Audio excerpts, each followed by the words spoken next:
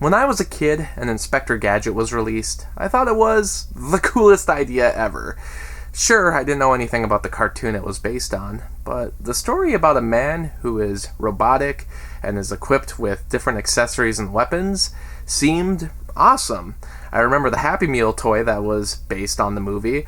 You would get different parts of Inspector Gadget's body in every individual meal, and you'd have to stitch it together like a mad surgeon. It was really interesting, very memorable, but for some reason I still never saw the movie, even though I was really excited for it. It was many years later when I would finally catch it on Disney+. I know the critics have always trashed this one, but honestly, is it as bad as everyone says?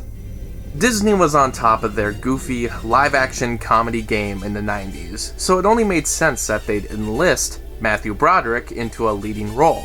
Sure, he doesn't typically have a bombastic, comedic sensibility, but if Emilio Estevez can be in The Mighty Ducks, it stands to reason that Disney can accomplish a live-action adaptation of a Saturday morning cartoon starring the creepy teacher from Election, which, funnily enough, was also released in 1999. I still have a limited knowledge of the cartoon itself, but I understand the basic premise and where most of the humor lies. It has classic silly villains, a repetitive but likable formula, and a hero who's mostly there to be a funny character, rather than the person who's actually doing the work, because Penny and her dog Brain are the literal brains behind solving the mysteries. It was clever enough of a children's show that's had numerous spin-offs throughout the decades, even today. It has a fan base that cherishes it, so it only makes sense that a movie would be made, and it needs to be live action to appeal to an even larger audience, because screw that childish animation, even though it's being produced by the company that makes the most successful animated movies in the world. I never understood the need to bring these cartoons to literal life, as these have always been pretty hit and miss.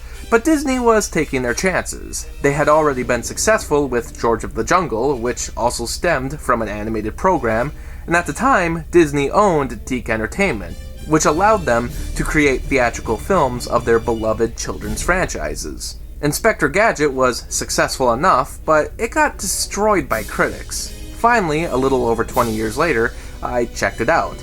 I suppose I understand the criticisms. It's not very funny. It doesn't have a particularly good character or unique story. It's cartoonish, like the very thing it's based on, but then again, why even try to be cartoonish in live action when you could just be animation? It reminds me a little bit of The Mask with Jim Carrey, but that had funny moments and nailed the slapstick, and knew what kind of movie it was. Some of the slapstick in Inspector Gadget doesn't even make sense. Sure, they have the special effects and cheesy sounds, but there's times where it doesn't go over the top enough. I think it's pretty much summed up in one scene where the Brenda robot tosses herself off a building. There's a long, delayed kaboom, but it's very quiet, and it only produces a small puff of smoke. Imagine if this was a Looney Tunes production. It would be so outrageous. It would be the biggest explosion ever. And there's moments where it's trying to be something like that, but a lot of other moments completely fail because of laziness, or at least not enough oversight. I'll at least acknowledge that Inspector Gadget knows what kind of movie that it's trying to be. A wacky cartoon comedy with a simple story trimmed down to an 80-minute runtime. It doesn't overstay its welcome, it isn't infused with modern catchphrases or references to make it feel dated, even though they have a few strange music cues like the Good, the Bad, and the Ugly theme, and the Yahoo ad jingle, and even Smash Mouth's All-Star before it appeared in Shrek. It also doesn't try to be thought-provoking or insightful, something which would inevitably feel out of place. Someone's father dies in this, but it's only done for plot reasons, and it's not like it drives an emotional narrative. It has wild performances with actors that seem to be having fun with the concept, and even though it doesn't turn into something memorable, I don't find it to be all that bad. It's a typical Disney romp. It has its cliches, its formula, and it also has a quality that honestly is kind of entertaining. Disney's live-action films always have colorful palettes with fast energy, and based on how many live-action Disney movies actually exist, I would say it's pretty rare that they've hit a bullseye, but I wouldn't call everything else an automatic dud. Inspector Gadget joins the group that isn't a bullseye, but but I can't say I was bored or offended. Digging into the actual story, it's nothing to report on. Matthew Broderick plays John Brown, a security guard for a robotics lab. When the vicious villain, Dr. Claw, kills Dr. Brenda's father and steals her work, he brutally injures John in the process. So Dr. Brenda saves John and enlists him into the Gadget program, turning his body into an advanced robotic contraption that stores hundreds of different tools to become a sort of superhero. As the mystery plays out, Inspector Gadget joins the police squad and attempts to defeat Dr. Claw in his scheme, with the help of his niece, Penny, and dog Brain.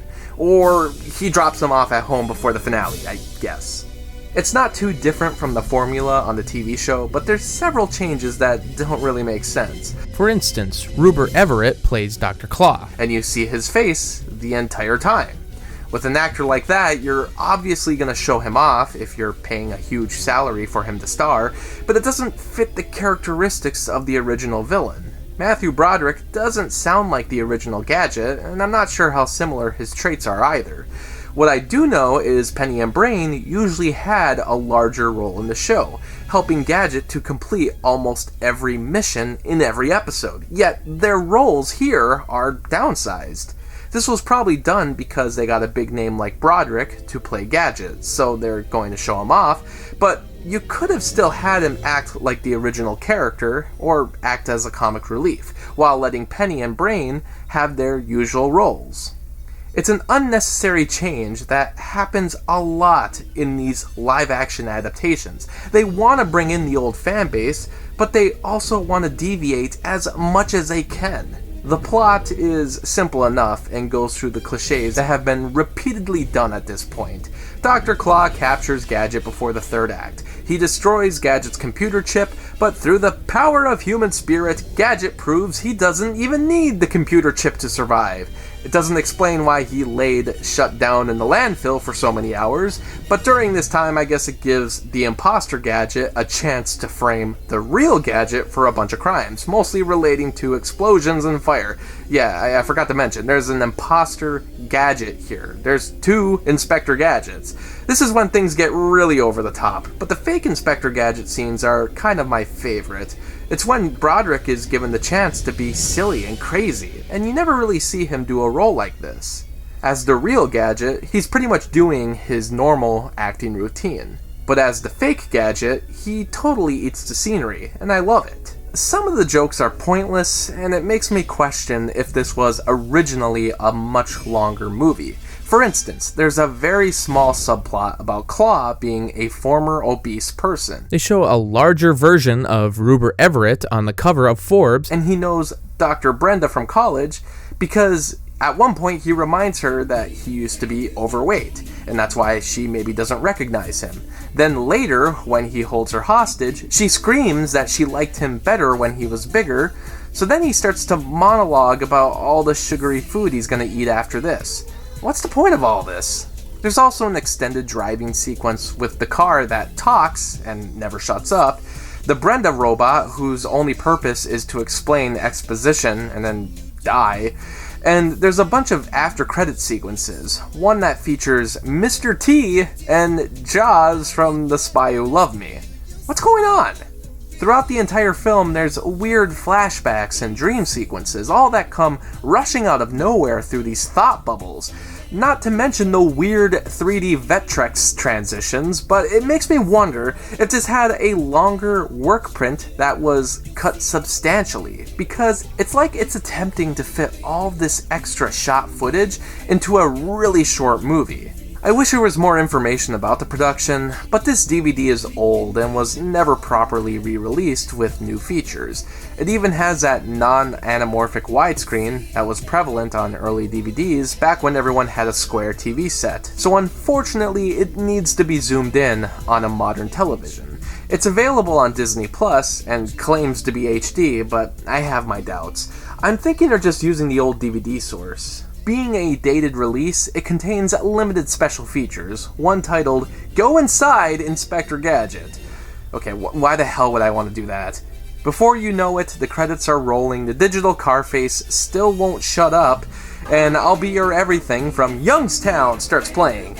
Remember that boy band? Well, no one else does, not even YouTube's Content ID system. I'll give it props for having pretty impressive computer effects for the time. I never notice if something looks fake because it's meant to be a cartoon anyway. For the most part, it works, and the music is that bumpy, wannabe Danny Elfman sound, but it at least has the theme song invoked throughout. This belongs in the same genre that something like the live-action Cat in the Hat or Scooby-Doo would go. It shouldn't be a live-action movie with real actors, and the special effects are what I call slimy, if that makes any sense. But it has a charm that only something from the late 90s or early 2000s could create. It's nothing substantial, it's nothing special, but it's a fun watch, even though I know deep down there's no content there. No content? This DVD happens to have tons of content. Just move the glow to the brown bricks to identify the content. This is exactly what I meant by outdated references. In fact, I don't even know how many people would get this reference. This is such a niche corner of YouTube reference. Props if you understand it. I gotta get away from this. And remember, French Stewart was the superior live-action Gadget. Special thanks to Anthony for this Patreon request. Thanks for watching the video, and special shout out to Anthony, Anna, Kirsten, Lucas, Ryan, and Robert for the support on Patreon. By joining my Patreon, you can get exclusive videos and blogs, and for only $7, you can request your own movie review. I hope you stick around, cinephile, and have a happy, productive day.